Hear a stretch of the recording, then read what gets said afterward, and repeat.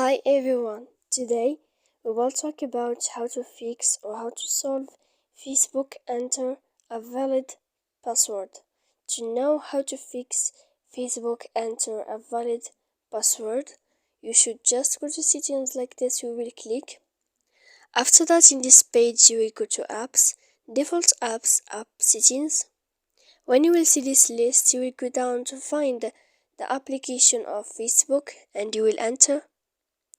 Then in this page you will go to click force stop. After that you will go to enter here storage.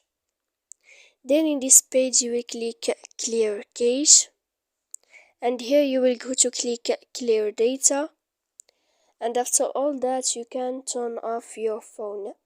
So please don't forget to support us by like and subscribe. See you next time in another video.